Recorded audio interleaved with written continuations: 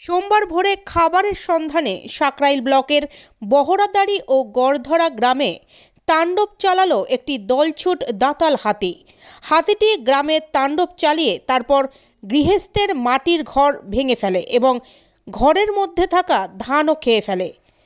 এই ঘটনায় রীতিমতো আতঙ্কিত হয়ে পড়ে ওই এলাকার মানুষজন।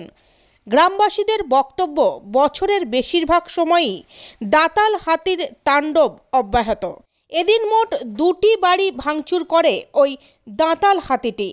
প্রতিনিয়ত খাবারের সন্ধানে যেভাবে দাঁতাল হাতির দল জঙ্গল ছেড়ে লোকালয়ে প্রবেশ করছে, তাতে প্রতিনিয়ত বন দপ্তরের বিরুদ্ধে ক্ষোভ প্রকাশ করছে গ্রামবাসীরা।